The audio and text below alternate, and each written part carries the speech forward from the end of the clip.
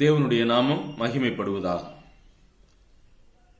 Introduction to the new testament, புதிய ஏற்பாட்டின் அறிமுகம் என்கின்ற பாடத்தின் வாயிலாக இந்த இரண்டாவது அமர்வில் உங்களை சந்திப்பதிலே நான் கர்த்தருக்குள் மிகுந்த மகிழ்ச்சி அடைகிறேன். கடந்த அமர்விலே, அதாவது புதிய ஏற்பாட்டினுடைய அறிமுகம் என்கின்றதான பாடத்தின் வாயிலாக இரண்டு தலைப்புகளை நாம் கற்றுக்கொண்டோம். முதலாவது, நாம் முன்னுரையை குறித்து நாம் சிந்தித்தோம். இந்த புதிய ஏற்பாடு என்பது என்ன என்பதை குறித்து நாம் சிந்தித்தோம். இந்த புதிய ஏற்பாடானது சரித்திரபூர்வமான சம்பவங்களின் ஒரு பதிவேடு என்பதை சிந்தித்தோம். அதை தொடர்ந்து இந்த புதிய ஏற்பாட்டில் நற்செய்தியை குறித்து நாம் வாசிக்கிறோம். அதாவது இயேசு கிறிஸ்துவினுடைய வாழ்க்கை, மரணம், அடக்கம், உயிர்த்தெழுதல் போன்றவைகளை பரமேறுதல் போன்றவைகளை குறித்தும், அதற்கு பின்பு அவரால் தெரிந்து கொள்ளப்பட்டு இந்த உலகத்தில் அனுப்பப்பட்ட அப்போஸ்தலர்கள் எப்படி இயேசு கிறிஸ்துவினுடைய அந்த அவர்களுக்கு கொடுத்த அந்த பணியை நிறைவேற்றினார்கள் என்பதை குறித்து அறிந்து கொள்வதுதான் புதிய ஏற்பாடு என்று நாம் சிந்தித்தோம். சில முகவுரையை நாம் சிந்தித்தோம். அதைத் தொடர்ந்து இரண்டு தலைப்புகளை நாம் சிந்தித்தோம். முதலாவதாக, இந்த புதிய ஏற்பாடு என்ற வார்த்தையினுடைய தோற்றமும் அதன் அர்த்தமும் என்ற தலைப்பின் கீழே நாம் சிந்தித்தோம். இந்த புதிய ஏற்பாடு என்கின்றதான வார்த்தையை யார் பயன்படுத்தியது, இதனுடைய அர்த்தம் என்ன, இது எப்படி தோன்றியது, எந்த காலகட்டங்களிலிருந்து இது பயன்பாட்டுக்கு வந்தது என்பதை நாம் சிந்தித்தோம். இரண்டாவதாக, the relationship between Old Testament and the New Testament, பழைய ஏற்பாட்டிற்கும் புதிய ஏற்பாட்டிற்கும் இடையே உள்ளதான உறவுகள் என்ன என்பதை கூட நாம் போன வீடியோவில் முதல் அமர்விலே நாம் சிந்தித்தோம். சரி, இந்த இரண்டாவது அமர்வில் 3, 4 போன்ற தலைப்புகளின் மூலமாக நாம் சிந்திக்க இருக்கிறோம். சரியா? ஓகே. அப்ப ஒன்றாவது தலைப்பு, புதிய ஏற்பாடு என்ற வார்த்தையினுடைய தோற்றமும் அர்த்தமும் நாம் கற்றுக்கொண்டோம். இரண்டாவது, பழைய ஏற்பாட்டிற்கும் புதிய ஏற்பாட்டிற்கும் இடையே உள்ளதான உறவுகள் என்ன என்பதை நாம் சிந்தித்தோம். இந்த நாளிலே 3, 4 போன்ற தலைப்புகள். மூன்றாவது தலைப்பு, புதிய ஏற்பாட்டுக்கான தேவனுடைய ஆயத்தம். தேவன் இந்த புதிய ஏற்பாட்டை அல்லது இந்த புதிய ஏற்பாட்டு காலகட்டங்களில் இயேசுவை இந்த உலகத்திற்கு அனுப்புவதற்கு எப்படி ஆயத்தம் செய்தார் என்கின்ற விஷயத்தையும், நான்காவதாக, இந்த புதிய ஏற்பாட்டு காலகட்டங்களில் இருந்ததான மத சம்பந்தப்பட்ட உலகம் எப்படி இருந்தது என்பதையும் நாம் சிந்திக்க இருக்கிறோம். சரி, மூன்றாவது தலைப்புக்கு நேராக நாம் வரலாம். இந்த மூன்றாவது தலைப்பில் புதிய ஏற்பாட்டுக்கான தேவனுடைய ஆயத்தம்.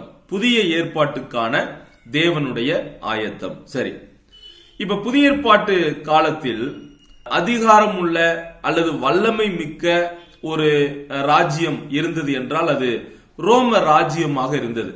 இந்த ரோம ராஜ்யம் ஒரு சிறு ராஜ்யமாக கிட்டத்தட்ட 700 ஆண்டுகளுக்கு முன்பு நிறுவப்பட்டது. ஆனால் நாளடைவில் 1வது நூற்றாண்டில் மிகப்பெரிய வல்லரசாக என்ன செய்தது? மாறியது.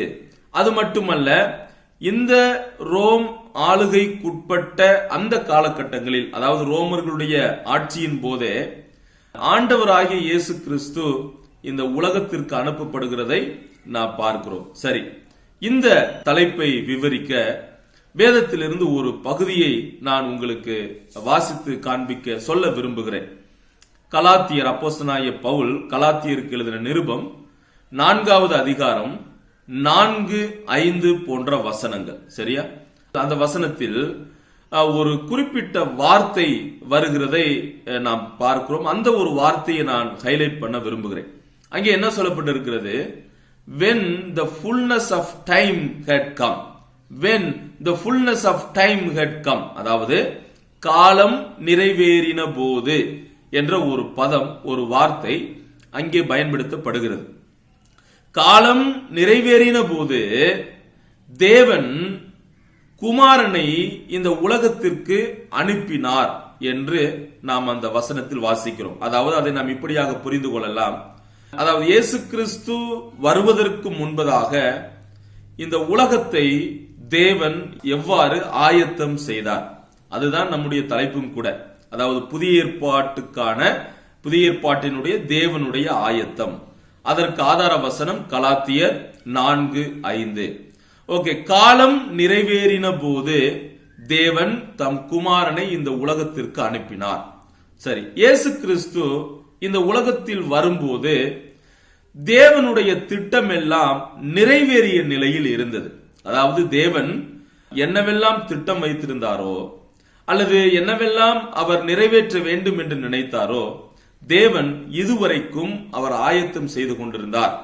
சோ அப்ப சரியான அந்த ஆயத்தம் முடிவடைந்த பின் தேவன் தம் குமாரனாகிய இயேசுவை இந்த உலகத்திற்கு அனுப்புகிறார். சரி, இந்த வசனத்திற்கு 2 விளக்கங்கள் உண்டு.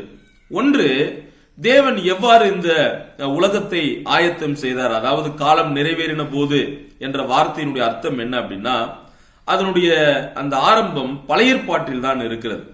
இப்ப குறிப்பாக பழைய ஏற்பாடு முழுவதும், பழைய ஏற்பாடு புதிய ஏற்பாடு முழுவதும் நாம் இணைத்து பார்க்கும் போது கிட்டத்தட்ட 6 ராஜ்யங்கள் ஆட்சியில் இருந்ததை நாம் பார்க்க முடிகிறது. முதலாவதாக எகிப்திய ராஜ்யம், எகிப்து.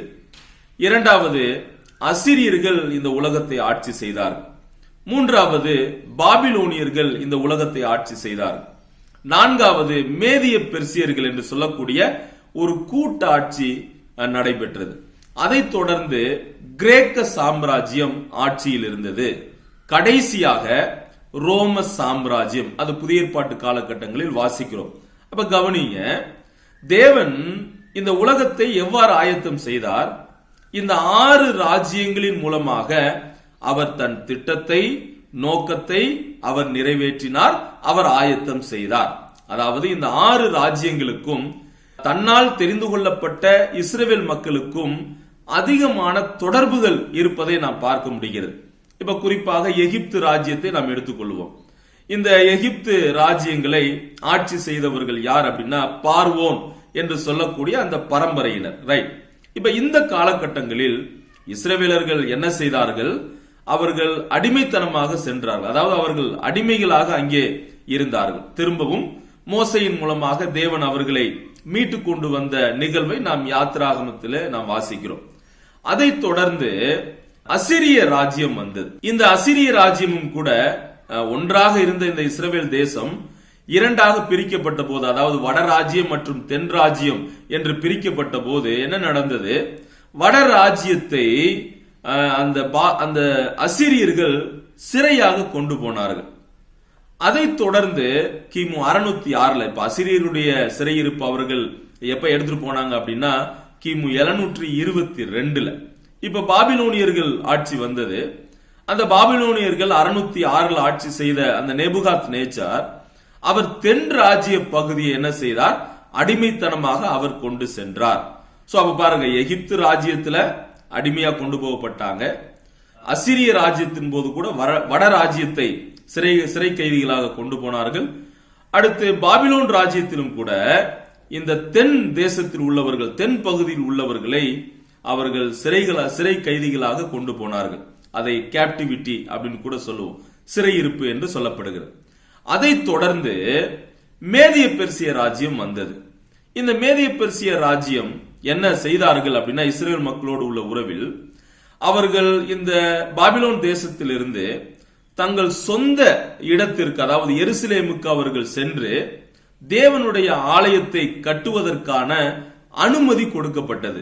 அது கோரேஸ் அப்படின்னு சொல்லக்கூடிய அந்த மேதிய பெர்சிய ராஜ்யத்தினுடைய முதல் மன்னனான கோரேஸ் அவர்களை, இஸ்ரேல் மக்களை அதாவது அனுப்புகிற சம்பவங்களை நாம் பார்க்கிறோம்.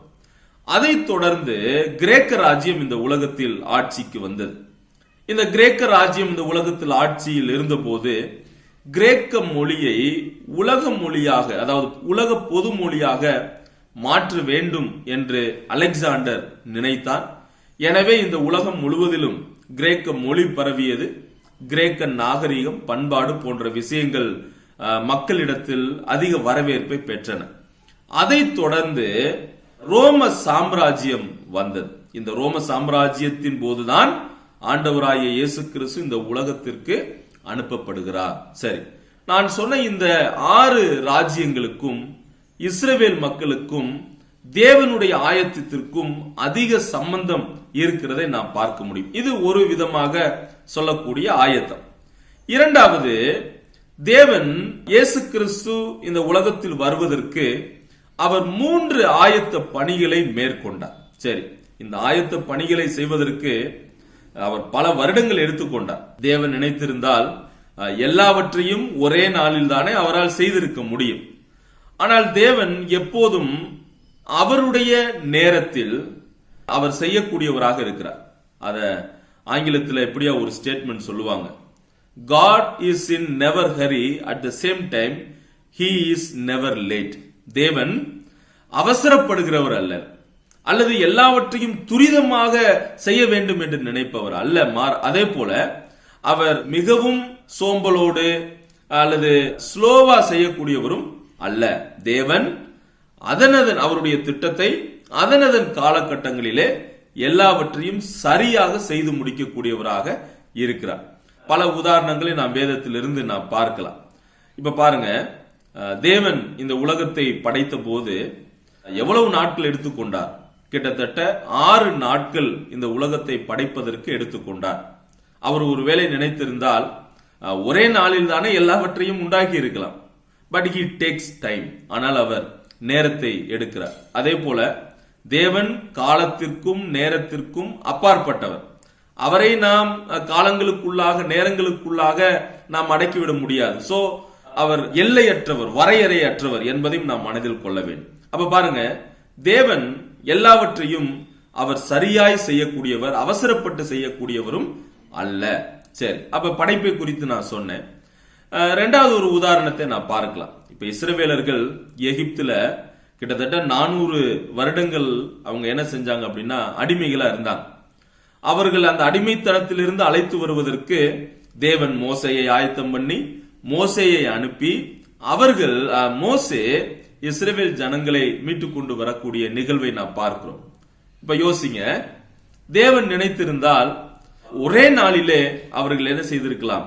விடுதலை செய்யப்பட்டு இருக்கலாம், அவர்களுக்கு மீட்பை கொடுத்திருக்கலாம்.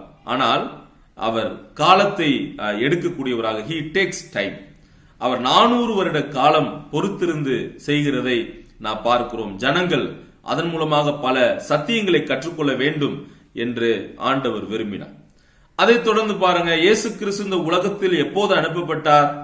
அவர் ஆதாம் ஏவாள் அந்த காலகட்டங்களில் பாவம் செய்த போதே உடனடியாக அவரை அனுப்பி இருந்திருக்கலாம்.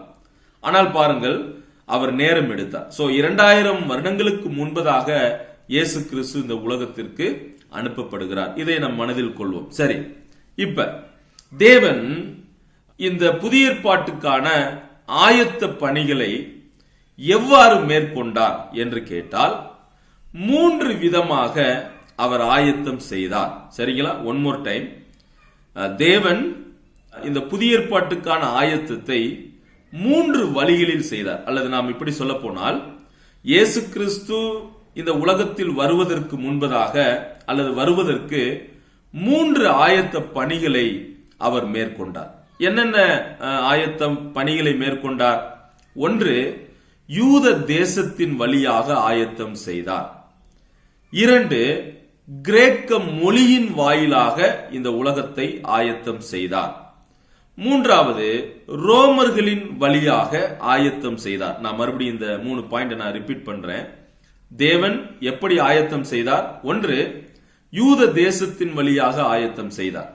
2வது, கிரேக்க மொழியின் வாயிலாக ஆயத்தம் செய்தார். 3வது, ரோமர்களின் வழியாக அல்லது ரோமர்களின் வாயிலாக அவர் ஆயத்தம் செய்தார்.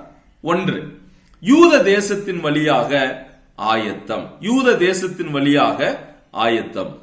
பாருங்க, இயேசு கிறிஸ்துவின் வருகைக்கு அந்த ஆயத்தப்படுதலே பழைய ஏற்பாட்டினுடைய ஃபுல் ஸ்டோரியாக இருக்கிறது. இந்த யூதர்கள் எல்லா நாடுகளிலும் இருந்து பரிசுத்த தேசமாகவும் ராஜரீக ஆசாரிய கூட்டமாகவும் தேவனுடைய பொக்கிஷமாக அவர்கள் இருக்க வேண்டும் என்று சொல்லி தேவனால் அவர்கள் தெரிந்து கொள்ளப்பட்டவர்கள். அதை நாம் யாத்ராகமம் 1ஆம் அதிகாரம் 5, 6 போன்ற வசனங்களில் நாம் என்ன செய்யலாம்? நாம் வாசிக்கலாம். சரி, அடுத்து இதற்காக எப்படி இந்த தேசத்தை ஆயத்தம் செய்வதற்காக பல முற்பிதாக்களின் வாயிலாக முற்பிதாக்களுக்கு கொடுத்த அந்த வாக்கு தத்தத்தோடு தேவன் இந்த ஆயத்த பணிகளை தொடங்கினார். அந்த முற்பிதாக்கள் யார்? நம்ம எல்லோருக்குமே தெரியும். ஆபிரகாம், ஈசாக்கு, யாக்கோபு போன்ற முற்பிதாக்களிடம் கொடுத்த அந்த வாக்கு தத்தத்தோடு தேவன் இந்த ஆயத்த பணியை தொடங்கினார். அதை நாம் எங்கே காண்கிறோம்? ஆதியாகமம் 12ஆம் அதிகாரம் 1-3 வசனங்களும், ரோமர் 9ஆம் அதிகாரம் 4வது வசனத்திலும் நாம் பார்க்கிறோம். மேலும் இந்த முற்பிதாக்கள் தேவ வார்த்தைகளை பெற்றவர்களாக இருந்தார்கள். அந்த தேவ வார்த்தைகள் அப்படின்னு சொல்லும் போது அவர்கள் பழைய ஏற்பாட்டை பெற்றவர்களாக இருந்தார்கள். சோ இந்த யூத தேசம்தான் மீட்பருடைய வம்சத்தை உள்ளடக்கி இருந்தது. அதையும் கூட நாம் ஆதியாகமம் 12:3 கலாத்தியர் 3ஆம் அதிகாரம் 8வது வசனத்திலும், ரோமர் 9ஆம் அதிகாரம் 5வது வசனத்திலும் நாம் காண்கிறோம். எனவே பழைய ஏற்பாடு முழுவதிலும் இயேசு கிறிஸ்துவை பற்றியதான விவரங்கள் அடங்கி இருக்கிறது.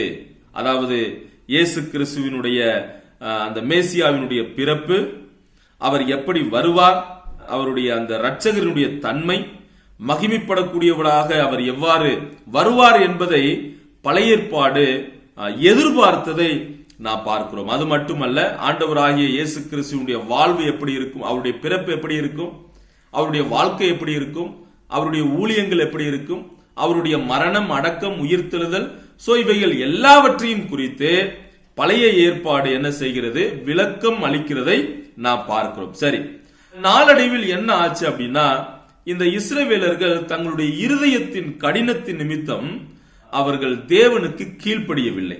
சரிங்களா? நான் சொல்றது உங்களுக்கு புரியுது அப்படின்னு நான் நினைக்கிறேன். தேவன் எவ்வாறு ஆயத்த பணிகளை மேற்கொண்டு வந்தார் என்பதைத்தான் நான் உங்களுக்கு விளக்கி சொல்லுகிறேன். சோ அந்த ஆயத்தம் என்ன? யூத தேசத்தின் வழியாக ஆயத்தம். தேவன் இஸ்ரவேலர்களை அவர்களுக்கென்று தெரிந்து கொண்டு அந்த வம்சத்தின் வாயிலாக இயேசு கிறிஸ்து வருவதற்கு இந்த தேசத்தை அவர் என்ன செய்தார்? ஆயத்தம் செய்தார் என்று நாம் பார்க்கிறோம். சரி, ரைட். இப்ப இஸ்ரவேலர்கள் யார் அப்படின்னா, தேவனால் தெரிந்து கொள்ளப்பட்டவர்கள் என்று நாம் சிந்தித்தோம். தேவனுடைய பார்வையில் அவர்கள் விசேஷமானவர்களாக அவருடைய அர்ப்பணியை, அவருடைய ஊழியத்தை செய்வதற்கென்று தேவனால் நியமிக்கப்பட்டவர்கள். ரோமர் 9ஆம் அதிகாரம் 3-5 வரை உள்ள வசனங்களில் இஸ்ரவேலுக்கு உண்டான, அதாவது இஸ்ரவேலுக்கு கிடைத்ததான அந்த ஆசீர்வாதங்கள் என்னென்ன என்பதை நாம் அந்த பகுதியில் வாசிக்க முடிகிறது. ஓகே, இஸ்ரவேலர்களுக்கு என்னவெல்லாம் இருந்தது? அவர்களுக்கு புத்திர சுவிகாரம் இருந்தது, அவர்களுக்கு தேவன் மகிமையை கொடுத்திருந்தார், உடன்படிக்கை கொடுத்திருந்தார், நியாய பிரமாணத்தை கொடுத்திருந்தார், தேவ ஆராதனைகள் அவர்களுடையது, வாக்குத்தத்தங்கள் அவர்களுடையது, பிதாக்கள் அவர்களுடையவர்களே, ஏன் கிறிஸ்துவும் கூட அந்த சந்ததியில் தான் பிறந்தார். சோ அப்ப இந்த இஸ்ரவேல் தேசத்தின், இந்த யூத தேசத்தில் வாழ்ந்த இஸ்ரவேலர்கள் மூலம் இயேசு கிறிஸ்து, அதாவது மேசியா இந்த சந்ததியில் வர வேண்டும் என்கின்றதான ஆயத்தத்தை தேவன் செய்தார். இரண்டாவது ஆயத்தம் கிரேக்க மொழியின் வாயிலாக ஆயத்தம். கிரேக்க மொழியின் வாயிலாக ஆயத்தம். சரி, இப்ப இயேசு கிறிஸ்து அவருடைய சீசர்களை இந்த உலகத்திற்கு சுவிசேஷம் அறிவிக்க அனுப்பின போது ஒரு சிறப்பான பொதுவான மொழி, எல்லாரும் புரிந்து கொள்ளக்கூடிய ஒரு மொழியாக அன்றைய நாட்களில் இருந்த மொழி எது அப்படின்னா இந்த கிரேக்க மொழி தான். சரி, இயேசு கிறிஸ்து இந்த உலகத்தில் பிறப்பதற்கு முன்பாக, அதாவது கிட்டத்தட்ட ஒரு 300 ஆண்டுகளுக்கு முன்பதாக பிலிப் என்பவரால் இந்த கிரேக்க ராஜ்யம் தோற்றுவிக்கப்பட்டது. அதைத் தொடர்ந்து அவரது மகன் அலெக்சாண்டர் தி கிரேட் என்ன செய்தார் அப்படின்னா, மக்கதோனியாவை அவருடைய தகப்பனார் ஆட்சி செய்தது நிமித்தம் ஒன்றன் பின் ஒன்றாக அவர் எல்லாவற்றையும் பிடித்து தான் எங்கெல்லாம் வெற்றி பெற்றாரோ, அல்லது அவர் பிடித்து வெற்றி பெற்ற அந்த நாடுகளில் கட்டாயமாக இந்த கிரேக்க மொழியை புகுத்தினான். அல்லது கிரேக்க மொழி எல்லாராலும் பேசப்பட வேண்டும் என்கின்றதான நிபந்தனை விதிக்கப்பட்டிருந்தது. சோ எனவே நாளடைவில் என்ன ஆனது அப்படின்னா, இந்த கிரேக்க மொழி பல நாடுகளிலும், அதாவது நடைமுறையில் அவர்கள் பேசக்கூடியதாக மாற்றப்பட்டது. இப்போது நாம் சொல்லுகிறோம் அல்லவா, ஒரு உலகம் ஒரு மொழி என்பதற்கிணங்க அலெக்சாண்டரும் கூட இதைத்தான் அவர் வலியுறுத்தினார். ஒரே மொழி ஒரே உலகம். அது என்ன அப்படின்னா கிரேக்க மொழி தான். ரைட். இப்ப இந்த கிரேக்க மொழி பொதுவான மொழியாக இந்த கிரேக்க கலாச்சாரத்தை வாழ்க்கைக்கும் எண்ணங்களுக்கும் மாதிரியாக உருவாக்கினார். சோ அலெக்சாண்டர் சில வருடங்கள் அவர் ஆட்சி செய்தாலும் கூட அவர் பரப்பின அந்த கிரேக்க கலாச்சாரம் மற்றும் கிரேக்க மொழி நாளடைவில் எல்லாரும் பேசக்கூடிய ஒரு மொழியாக மாறுவதற்கு உதவி செய்தது. கவனிங்க. இப்ப ஏன் இந்த ஒரு விஷயத்தை நான் உங்களுக்கு சொல்லுகிறேன் என்றால், தேவன் புதிய ஏற்பாட்டுக்கான எவ்வாறு ஆயத்த பணியை மேற்கொண்டார்? கிரேக்க மொழியின் வாயிலாக அவர் ஆயத்தம் செய்தார் என்று சொன்னேன் அல்லவா? அப்ப இந்த கிரேக்க மொழி இயேசு கிறிஸ்து வரும்போது அந்த காலகட்டங்களில் கிரேக்க மொழி பொதுவான மொழியாக இருந்தது. எல்லாராலும் பேச முடியும், எல்லாராலும் அதனுடைய அர்த்தம் என்ன என்பதை விளங்கிக் கொள்ள முடியும். சோ இப்பொழுதுதான் எல்லா ஜனங்களும் கிரேக்க மொழியில் வேதத்தை அவர்கள் படிக்க வேண்டும் என்கின்ற நிலையில் கிரேக்க மொழியில் புதிய ஏற்பாடும் என்ன செய்யப்பட்டது? எழுதப்பட்டது. சோ எல்லோரும் அறிந்த மிக துல்லியமான ஒரு பொது மொழியுடன் தேவன் இந்த உலகத்தை மேசியாவின் வருகைக்காக ஆயத்தம் செய்து கொண்டிருந்தார். சோ அப்ப இந்த ஆயத்தம், இந்த கிரேக்க மொழி என்ன ஆனது அப்படின்னா, இரட்சகருடைய நற்செய்தியை பரப்புவதற்கு அல்லது எழுதி கொடுப்பதற்கு இது பயன்படுத்தப்பட்டது. இதன் விளைவாகத்தான் என்ன ஆனது? புதிய ஏற்பாட்டு புத்தகங்கள் பொதுவான மொழியாகிய கொய்னே அப்படின்றதான ஒரு கிரேக்க மொழியில் எழுதப்பட்டது. பொதுவாக இந்த கிரேக்க மொழியை ரெண்டு விதமாக பிரிக்கலாம். ஒன்று கொய்னே கிரீக் அப்படின்னு சொல்லுவாங்க. கொய்னே மீன்ஸ் காமன், பொதுவாக எல்லாராலும் புரிந்து கொள்ளக்கூடிய ஒரு மொழி. இன்னொன்று கிளாசிக்கல். அது எப்படி அப்படின்னா, அதாவது கொஞ்சம் high level of grammar. So அப்படிப்பட்டதான இரண்டு பிரிவுகள். அதுல கொய்னே காமன் கிரீக், எல்லாரும் புரிந்து கொள்ளப்படக்கூடிய அந்த மொழியில்தான் புதிய ஏற்பாடும் என்ன செய்யப்பட்டது? எழுதப்பட்டது. ரைட். இப்ப பாருங்க, அப்ப இரண்டாவது ஆயத்தம் தேவன் எவ்வாறு ஆயத்தம் செய்தார்? இந்த கிரேக்க மொழியின் வாயிலாக ஆயத்தம் செய்தார். கிரேக்க மொழியின் மூலமாக எல்லாரும் வேதத்தை படிக்கவும் அறிந்து கொள்ளவும் அது உதவியாக இருந்தது.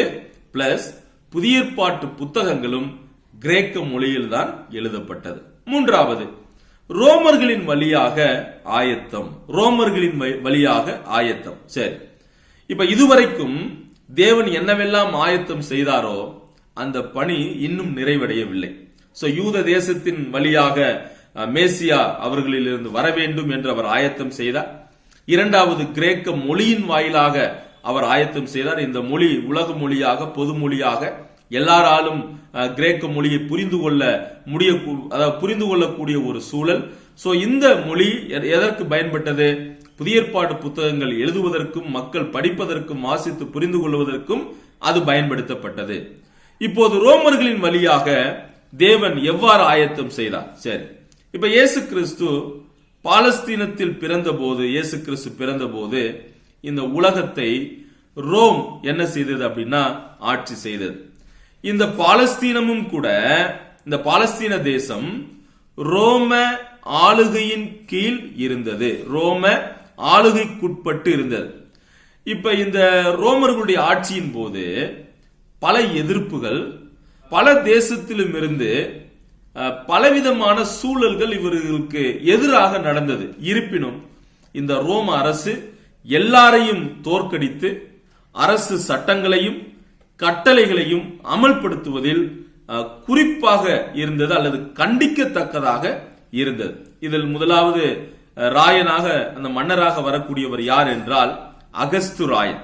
ரைட். இந்த அகஸ்து ராயன் ஆளுகையில் ரோம சரித்திரத்தில் நடைபெற்ற நெடுநாள் உள்நாட்டு யுத்தம் முடிவுக்கு வந்தது. ஏனென்றால் அவர்களுக்குள்ளே பல குழப்பங்கள், பல பிரச்சனைகள் இருந்தது. ஆனால் முதல் மன்னனான அகஸ்து ராயன் ஆட்சிக்கு வந்தபோது எல்லாவற்றையும் ஒரு முடிவுக்கு வந்தார். அந்த யுத்தம் பார்த்தீங்கன்னா கிட்டத்தட்ட 100 வருடங்களுக்கும் மேலாக நீடித்தது.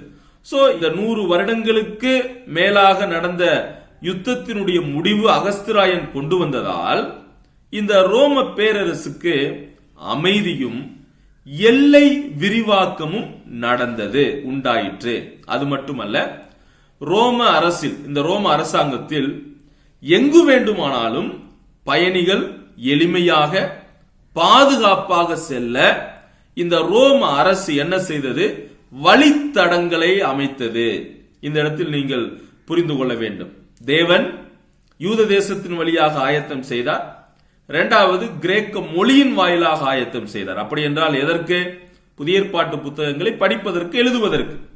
இந்த இடத்தில் தேவன் ரோமர்களின் வழியாக ஆயத்தம் செய்தார் என்றால் சாலை போக்குவரத்து, இந்த சாலை போக்குவரத்தையே இந்த ரோமர்கள் குறிப்பாக செய்தார்கள். சோ இதன் மூலமாக சுவிசேஷம் எங்கும் பரவுவதற்கும், இயேசு கிறிஸ்து மற்றும் அப்போஸ்தலர்கள் எல்லா இடங்களுக்கும் செல்லுவதற்கும் அவர்கள் அமைத்த அந்த வழித்தடங்கள் மிக மிக உதவியாக இருந்தது. மேலும் அவர்கள் ஏற்படுத்திய இந்த சாலைகள் ரோம காவலாளிகளால் என்ன செய்யப்பட்டது அப்படின்னா அடிக்கடி ரோந்து செய்யப்பட்டது. எனவே இந்த ரோம் தேசத்தில் இருக்கக்கூடியவர்கள் மிக பாதுகாப்பாக இருந்ததை நான் பார்க்கிறோம். சரி, அப்ப இந்த அகஸ்துராயனும் கூட மக்கள் மீது கரிசனை உள்ளவராக, அப்புறம் ரோம சாம்ராஜ்யத்தை ஒரு சமாதானம் உள்ள ஒரு ராஜ்யமாக அவர் மாற்றுகிறதை நான் பார்க்கிறோம். சரி, ஓகே. அப்ப இப்படிப்பட்ட ஒரு சூழலில் தான் இயேசு கிறிஸ்து இந்த உலகத்தில் வந்தார்.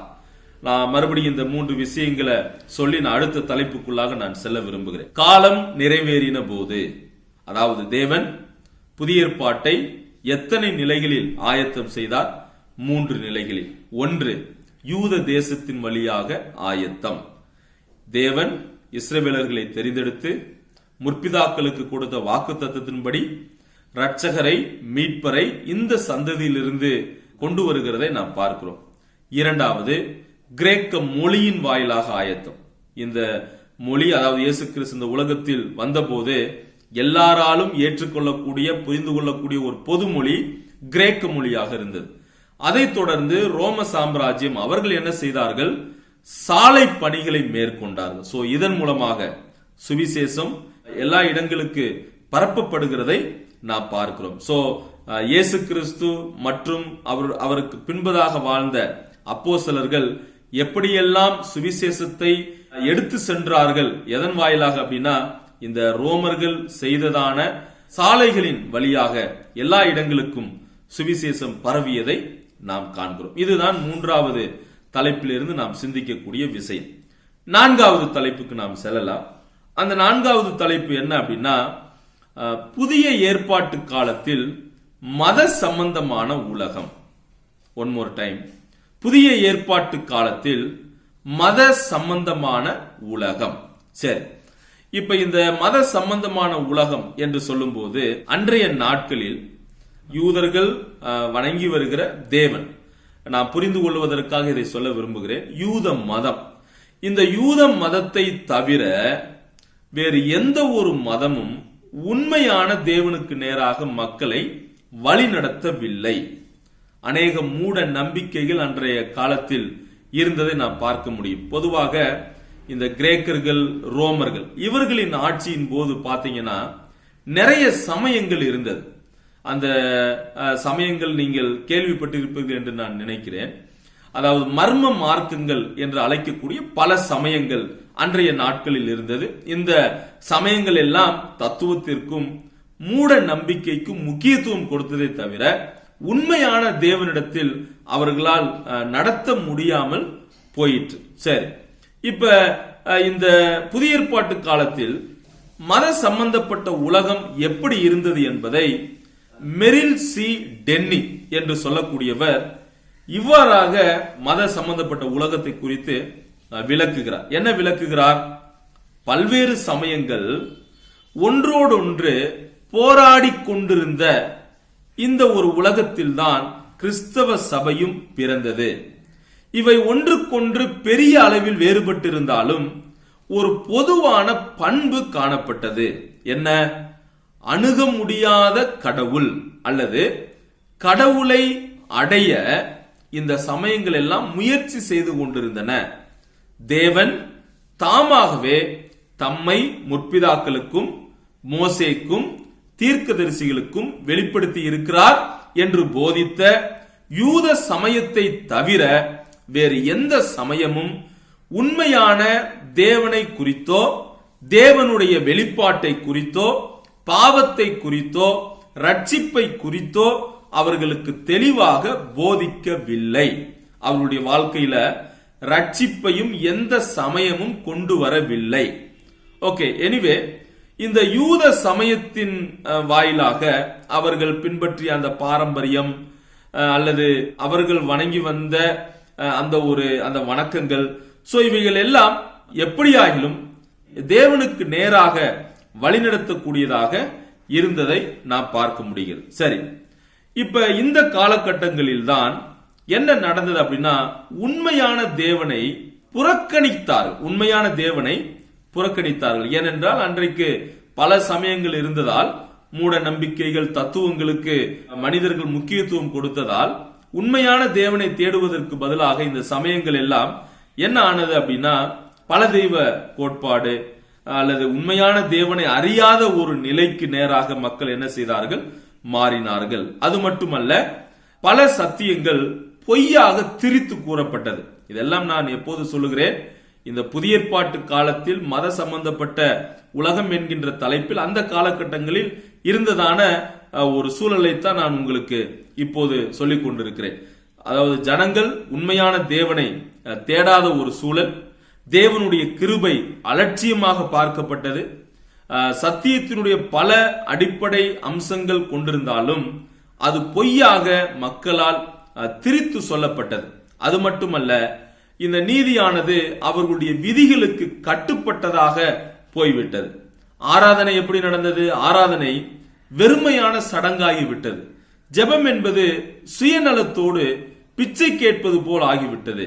சோ இயல்புக்கு அப்பாற்பட்டவைகளின் மீதான நம்பிக்கை வெறும் மூட நம்பிக்கைகளாக அன்றைய நாட்களில் கருதப்பட்டதை நாம் பார்க்கிறோம். அது மட்டுமல்ல, தேவனுடைய அந்த வெளிச்சம், அவருடைய சத்தியம் கட்டுக்கதைகளாலும் பொய்களாலும் மறைக்கப்பட்டது. சோ இதன் விளைவாக மனிதர்கள் குழப்பத்திற்கு நேராக சென்றார்கள். மனிதர்கள் என்னவெல்லாம் நினைத்தார்களோ அதையெல்லாம் அவர்கள் செய்தார்கள். சோ இதிலிருந்து நான் சொல்லக்கூடிய ஒரு முக்கியமான விஷயம், இந்த புதிய ஏற்பாட்டு காலகட்டத்தில் இருந்த இந்த மத சம்பந்தமான உலகம் என்பது யூத மதம், யூதர்களை தவிர அன்றைக்கு தோன்றிய பல மதங்கள் தேவனுக்கு முக்கியத்துவம் கொடுப்பதற்கு பதிலாக தத்துவங்களுக்கும் மூட நம்பிக்கைகளுக்கும் முக்கியத்துவம் கொடுத்தன. சோ இந்த காலகட்டங்களில் யூதர்கள் மட்டுமே அல்லது யூதர்களுடைய சமயம் மட்டுமே உண்மையான தேவனிடத்திற்கு கொண்டு போகக்கூடியவைகளாக, தேவன் என்பவர் யார் என்பதை குறித்து சொல்லக்கூடியதாகவும், அவருடைய வெளிப்பாட்டை குறித்து சொல்லவும், பாவம் என்றால் என்ன என்கின்றதை சொல்லவும், ரட்சிப்பை குறித்தும் இந்த யூத சமயமே போதித்தது என்பதை நாம் புரிந்து கொள்ள வேண்டும். அது மட்டுமல்ல, அந்த நாட்களில் பார்த்தீங்கன்னா பல சமயங்கள் தோன்றின. இதைத்தான் நான் ஆரம்பத்திலிருந்து நான் சொல்லி வருகிறேன். அன்றைய நாட்களில் இருந்த இந்த சமயங்கள் எல்லாம் என்ன செய்தது அப்படின்னா, தத்துவங்களுக்கு தான் முதலிடம் கொடுத்தது. குறிப்பாக சாக்ரட்டிஸ், அப்புறம் பிளேட்டோ, அடுத்து பார்த்தீங்க அப்படின்னா அரிஸ்டாட்டில், இவர்களுடைய தத்துவங்களைத்தான் மக்கள் அதிகமாக விரும்பினார்கள். சரி, இப்ப எலியூசினிய மறை சமயம் என்ற ஒன்று அன்றைய நாட்களில் இருந்தது. அடுத்து ஆர்பிக் சமயம் என்ற ஒன்று இருந்தது. மாப்பெருந்தாய் சமயம் என்ற ஒன்றும் இருந்தது. எகிப்து நாட்டு ஐஜிஸ் தொழுகை என்ற சமயமும் அன்றைய நாட்களில் இருந்தது. அட்டர்கேட்டி சமயம் என்பவைகளும் இருந்தன. இந்த சமயங்கள் எல்லாம் தேவனுக்கு நேராக வழிநடத்தவில்லை. சோ இவர்கள் மூட நம்பிக்கைக்கும் தத்துவத்திற்கும் முக்கியத்துவம் கொடுத்தார்கள். தேவனுக்கு இரண்டாம் இடம், தத்துவங்களுக்கு முதலிடம். எனவே இந்த புதிய ஏற்பாட்டு காலகட்டங்களில் இருந்ததான இந்த மத சம்பந்தமான உலகம் உண்மையான தேவனை வெளிப்படுத்த முடியாத ஒரு உலகமாக இருந்தது. ஆனால் புதிய ஏற்பாட்டில் சொல்லப்பட்ட யூதர்கள் மற்றும் கிறிஸ்தவர்களே உண்மையான தேவனை கண்டுகொள்வதற்கு உதவியாக இருந்தார்கள். இதுதான் புதிய ஏற்பாட்டு காலத்தில் இருந்ததான மத சம்பந்தமான உலகம். சரி, இதோடு கூட நாம் 2வது அமர்வை நாம் நிறைவு செய்யலாம். அப்ப இந்த அமர்வில் 2வது அமர்வில் நாம் கற்றுக்கொண்ட விஷயங்கள் என்ன? 2 விஷயங்கள். ஒன்று, புதிய ஏற்பாட்டுக்கான தேவனுடைய ஆயத்தம். தேவன் எவ்வாறு இந்த புதிய ஏற்பாட்டை அல்லது இயேசு கிறிஸ்து வருவதற்கு ஆயத்தம் செய்தார். அதில் நாம் 3 விஷயங்கள் நாம் படித்தோம். யூத தேசத்தின் வழியாக ஆயத்தம், கிரேக்க மொழியின் வாயிலாக ஆயத்தம், 3வது ரோமர்களின் வழியாக ஆயத்தம். அடுத்து 4வது தலைப்பு நாம் சிந்தித்தோம், புதிய ஏற்பாட்டு காலத்தில் மத சம்பந்தமான உலகம் இது எப்படிப்பட்ட நிலையில் இருந்தது என்பதை நாம் பார்த்தோம். ஓகே, இதை நீங்கள் திரும்ப கேட்டு நன்றாக நீங்கள் புரிந்து கொள்ளுமாறு நான் கிறிஸ்துவுக்குள் உங்களை கேட்கிறேன். கர்த்தருக்கு சித்தமானால் அடுத்த 3வது வீடியோவில் அமர்வில் நாம் சந்திக்கலாம். தேவனுடைய நாமம் மகிமைப்படுவதாக. ஆமென்.